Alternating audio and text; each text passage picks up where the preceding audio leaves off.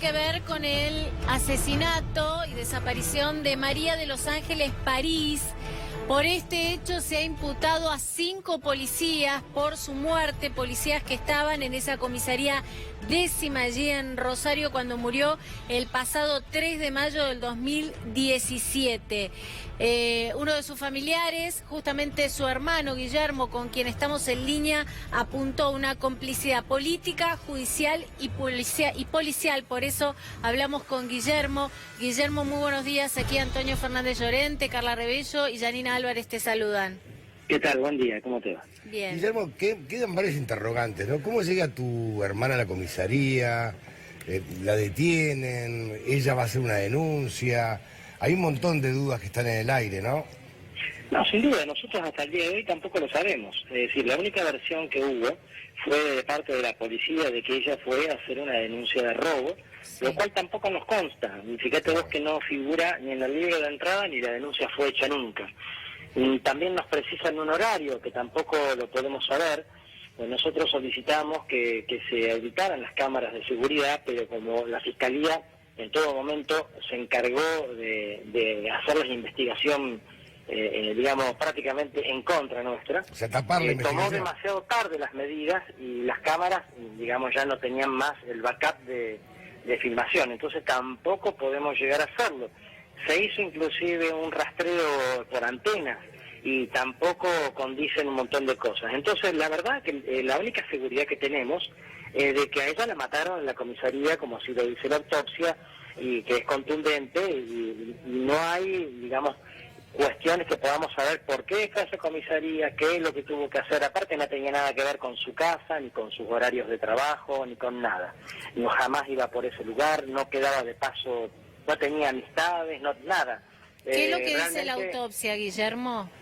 La autopsia dice claramente de que las lesiones que ella tiene, que son muchísimas, golpes de todo tipo, quemaduras, condicen totalmente con las que se utilizan cuando se somete a una persona a tormentos, es decir, lo que hacen las fuerzas de seguridad cuando torturan a una persona.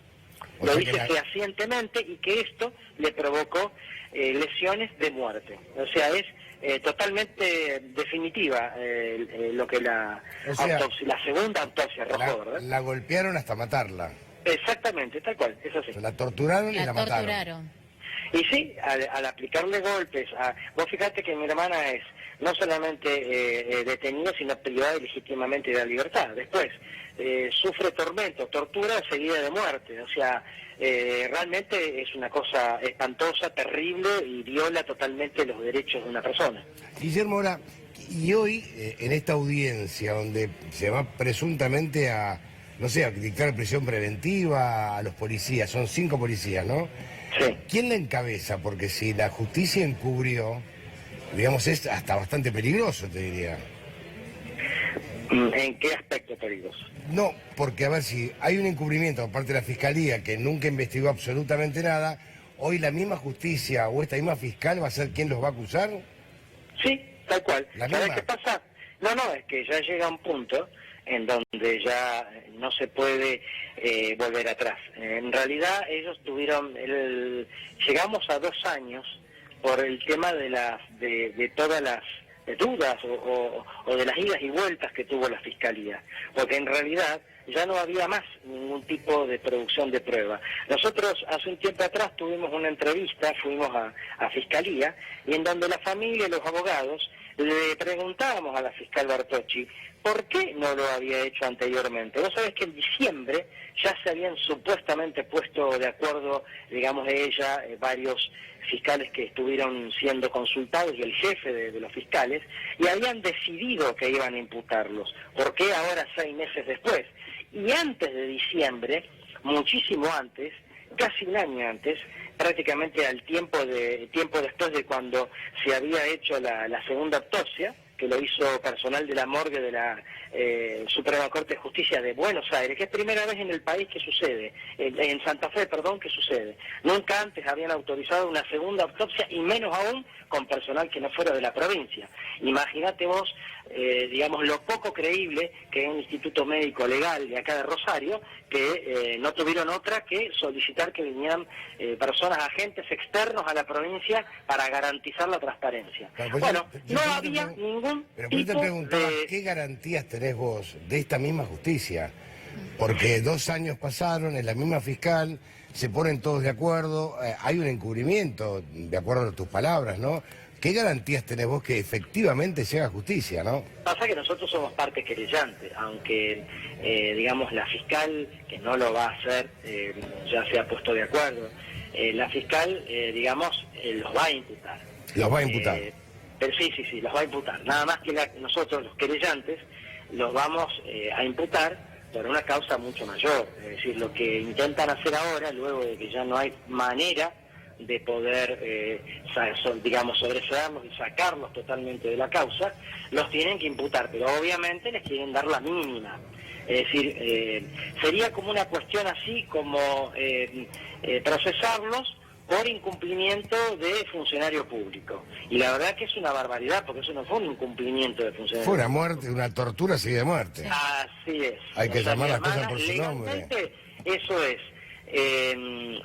detención ilegal, ella fue incomunicada, después de eso fue tortura seguida de muerte, y aparte de eso, obviamente, lo último de todo, incumplimiento de funcionarios públicos, porque no todos los policías participaron de la golpiza, pero los que estuvieron en la comisaría tendrían que haber actuado a favor del civil que estaba injustamente siendo golpeado.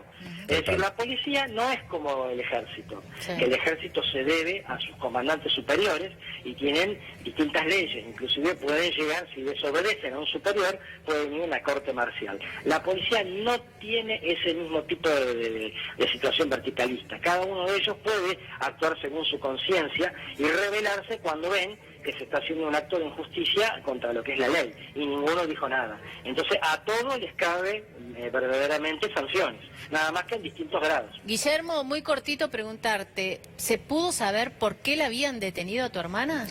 No, en absoluto. Guillermo, gracias. Gracias. Esta es Ismael Jadid con nosotros. Un hecho bochornoso. La detienen, nadie sabe por qué, la golpean, la torturan, la matan y después empiezan a inventar. Antonio, buen día. Buen día. Evidentemente sí, lo que pasa es que esto no es novedoso, esto es lo que ocurre sistemáticamente. Mira, yo te traje acá el último informe de Correpi con el tema de cómo está organizada la represión y el registro de casos, el archivo de casos que nosotros vamos llevando adelante en cuanto a los hoy ya casi 6.600 muertos que se registran a manos de las fuerzas de seguridad desde el año 96, que es cuando nosotros empezamos a recopilar los datos a la fecha. Lo concreto es que el 38% de esas muertes son provocadas por gatillo fácil, pero el 40% de esas muertes son provocadas por casos como lo de esta mujer. Es decir, las detienen, las golpean, exactamente, y las matan. la tortura seguida de muerte en los lugares donde han sido detenidos y están bajo el control de un organismo estatal. Pero por eso preguntaba, ¿qué garantías tiene esa misma justicia que encubrió a estos 5 policías? Bueno, no hay salvaguarda institucional para eso. Por eso. La única salvaguarda es la movilización popular. Por eso te No hay decía. otra. Yo ponía como, a medida que lo iba escuchando al hermano de esta chica, ponía en espejo la situación de Monte. Por ejemplo. Si el pueblo de Monte no se hubiera parado de manos, si el pueblo de Monte no hubiera salido como salió, si el pueblo de Monte no hubiera expresado su solidaridad, si el pueblo de Monte no hubiera mostrado lo mejor que tiene, que es la gente del común, que fue testigo, que son los vecinos, que son los familiares, que son los amigos, y seguramente la causa no se hubiera podido dar vuelta. Ahora, yo le quiero preguntar con respecto a esto de lo que sucede en las comisarías, este 40% del que hablaba. Generalmente, estas personas, o puede haber sido el caso de esta bibliotecaria o no, ¿es levantada de la calle o pudo haber llegado a la comisaría posiblemente a hacer una denuncia que dijo el hermano no está comprobado y terminan cometiendo este tipo de hechos? Bueno, ya ahí entraríamos en el terreno de las hipótesis de las cuales yo no me animo a decir en el caso específico. Ahora bien, siempre hay que entender que el despliegue represivo es una combinación de cuestiones legales e ilegales. Porque la detención es una facultad que tiene la policía. Claro. Sí.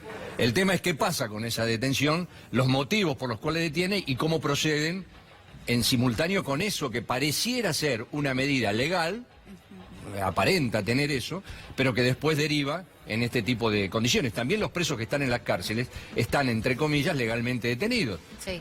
Ahora, lo que reciben adentro de las cárceles no tiene nada que ver con un tratamiento supuestamente legal. Sí. Entonces, aquí podría haber pasado eso. Ahora, se suman otros factores que tienen que ver con la natural perversión que tienen estos tipos, que de ninguna manera los cataloga como locos sueltos, sino que ya parece un funcionamiento, casi te diría, rigurosamente sistemático.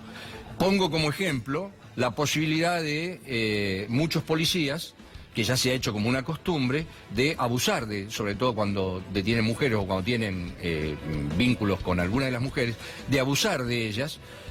Si ustedes buscan, acaba de salir una denuncia muy fuerte en un lugar de Córdoba, Los Cortaderos, donde un policía de apellido Carrizo habría violó concretamente a una chica, provocó una levantada popular y toda la policía defendiéndolo al violador.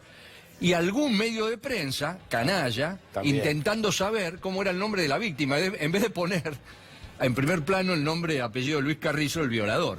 Digamos, hay toda una movida mucho más compleja detrás de estos casos que tienen que ver precisamente con una complicidad del Poder Judicial y también de los medios de prensa que van generando ese consenso para que estas cuestiones se repitan. Entonces, ahí es cuando nosotros desde Correpi pasamos a plantear el tema de una verdadera política de Estado, que además se da gobierne quien gobierne, porque ustedes hoy están planteando el tema en Rosario, donde ha gobernado el socialismo, y en aquel momento estaba el socialismo de Listing, ¿no? De Santa Fe. Pero en Santiago del Estero... Bueno, ahí se lo apuntaba, ¿no? Llegar tan confuso, detienen a alguien, le dispara, un cabo reconoce que dispara. Ir a buscar Abraham, al delincuente. de apellido Abraham, que además ha disfrutado diciéndole a la hermana de Silvia, de la chiquita asesinada, mírame bien, yo soy el que le tiró el cuetazo, exactamente. Ahora, están desbocados por un tipo que le dispara a una menor. A eso íbamos. Viene con un ala de impunidad que ellos creen hay que un los perfume de protege, época. Claro. Hay un clima de época. Por eso es tan peligroso lo de Chocobar. Ahí está. Pero claro, bueno. Avalar esto es muy peligroso. Yo te iba a decir eso. Yo venía siguiendo la noticia de Santiago del Estero y entonces leía los famosos posteos que hay siempre debajo de la nota y qué sé yo. Y había uno que me había sorprendido porque decía, ¿ma qué doctrina Chocobar? Una cosa así, ¿no? Es un loco de mierda. No, pará, no es loco. Y yo digo, nosotros de Correpi sostenemos que aquí no hay ningún loco suelto, no hay ninguna manzana podrida. Aquí lo que hay es una política claramente diseñada que además en esta última etapa con el gobierno de Macri Bullrich lo que tiene es el aval y el respaldo absoluto que ha invertido lo que se llama la carga de la prueba. Digamos, el policía con invocar que pudo haber sostenido que temió que podía pasar algo, tiene derecho a tirar. ¿Me dejás hablar con Luis de la Rúa, que es el fiscal del caso? Doctor de la Rúa, ¿cómo le va? Buenas tardes. Aquí Yanina Álvarez, Carla Rebello, Antonio Fernández Llorente, y está con nosotros el doctor Ismael Jalil. ¿Cómo le va, doctor? ¿Me escucha, doctor de la Rúa? Sí, ¿qué tal? Buenos días. Buenos días, doctor. Para entender un poco y comprender cómo ocurren los hechos, si los puede narrar usted. Sí, no, le explico. Aquí, antenoche, en horas de las 2 de la mañana más o menos, recibió un llamado la coordinadora de la unidad de violencia institucional, que es la doctora Leguiza Mon, de la unidad fiscal, que me llamó y me comunicó que se iba a trasladar al lugar de los hechos, porque había sido llamada por el fiscal de turno, el doctor Alfonso, que había una persona baleada, una adolescente de 17 años, y que la habían trasladado de urgencia al hospital porque tenía una bala alojada en el cráneo. Bueno, ellos se trasladaron, el fiscal de turno ya había ordenado la aprehensión de 7 policías que habían participado de un procedimiento en el cual es originado en una denuncia que de hecho una señora indicando que por un robo que había sido víctima, indicando quién podía ser el autor de ese delito. Entonces, así se trasladó la policía buscándolo a esta persona, al barrio Gas del Estado, que es un barrio del norte de aquí de la ciudad capital, en donde se entrevistaron con los vecinos, diríamos, donde la denunciante había indicado que podía saber dónde estaba este hombre y los bienes que le habían robado, y no entraron a la casa, fueron atendidos en domicilio por la adolescente que fue baleada posteriormente, una mujer de 17 años, estaba con la hermanita porque la madre, que era mayor de edad, había salido a hacer unos trámites. Ahí fue que aparentemente discutieron con la policía, pero no entró la policía a la propiedad. Y ahí en esos momentos la mujer de la denunciante se indicó al sospechoso que andaba por ahí en las vías públicas, entonces lo detuvieron, lo llevaron a la camioneta de la policía, y ahí es donde que todo, por supuesto, objeto de investigación. Salió un disparo cuando ya estaba el hombre ¿cómo se llama? En la caja de la camioneta para ser trasladado a la seccional, cuando se escucha un disparo, bueno, y recibe un impacto en el cráneo la adolescente. Que había discutido con el personal policial. ¿Cómo? Esta adolescente que había discutido con el personal policial. Claro, eso hay que determinarlo bien, ¿no? Porque no entraron a la casa, aparentemente le preguntaban por el hombre de acuerdo a los primeros testimonios que recabaron los fiscales. Sin perjuicio de eso, estaba en plena etapa de investigación. Como se trata de algo de una cuestión que ha sido muy reciente, nosotros no podemos todavía dar ninguna información así certera, ¿no? Precisa. Lo cierto es que hay 8 detenidos, porque también se lo detuvo al jefe, diríamos, de la comisaría, que estaba en la guardia esa noche, y se secuestraron las armas, se secuestraron los teléfonos, también los vehículos, se hizo el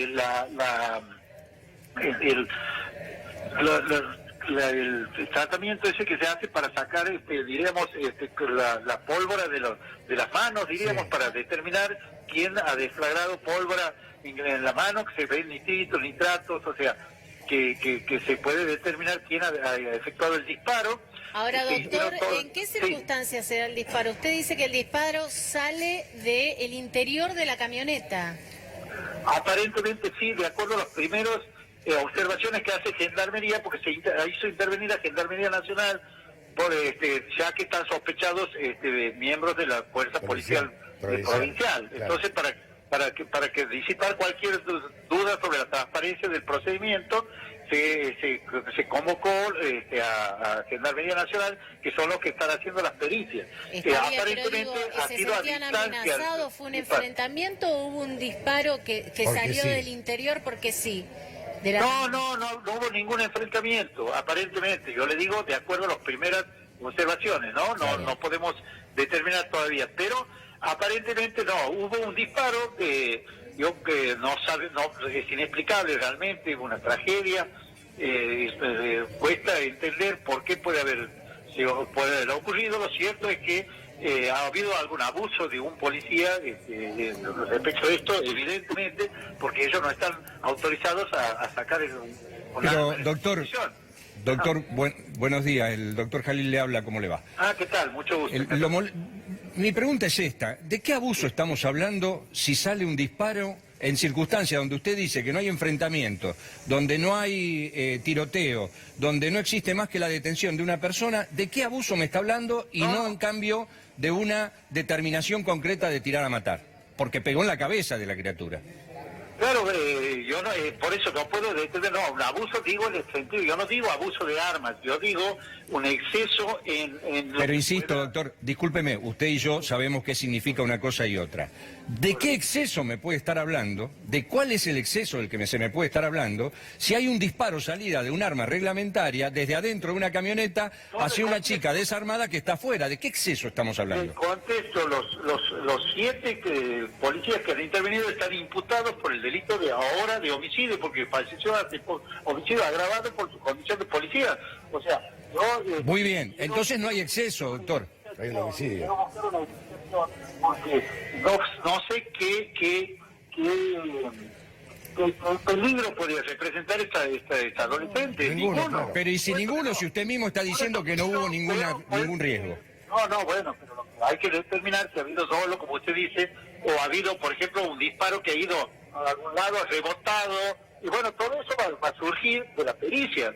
Yo con prudencia no quiero determinar que ha habido un dolor Entonces, doctor, lo correcto sería que usted tampoco hable ni de exceso ni de abuso, porque al hablar de exceso y de abuso lo que se está haciendo es empezar a encubrir el accionar policial eventualmente ante una situación que fuera distinta. No, de ningún modo, están imputados todos por homicidio calificado. Entonces déjelo ahí, es homicidio calificado. No, seguro, porque si seguro, es exceso o es abuso es otra historia, y acá no hubo ni exceso ni abuso, doctor. Que tratándose, ya sé, yo no estoy diciendo eso, yo lo que quiero explicar es que no ha actuado dentro de las normas que debe actuar y ha usado el arma cuando no correspondía, eso es lo que le quería decir. Doctor de la Rúa, muchísimas gracias, Luis. Gracias.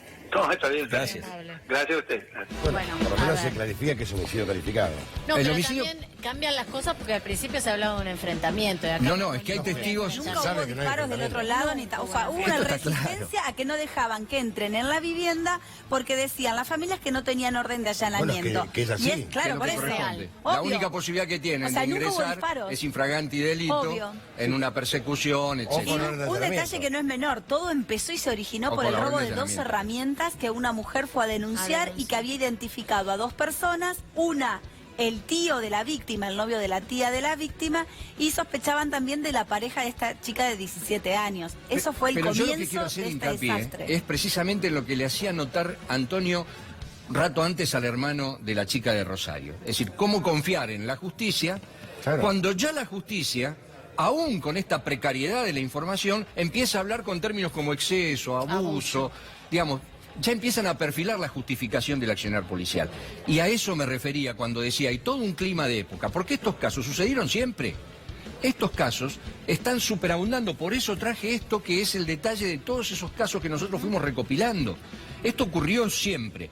El clima de época está marcado porque ahora hay una tendencia directa a justificar el accionar de la policía. Y esto tiene íntima vinculación con el tema de la doctrina Chocobar y no con la teoría del loco suelto, que por eso ha quedado completamente desechada, aún en este caso, ¿no? Gracias, Ismael. A ustedes, gracias. muy amable. Hacemos una pausa, ya venimos.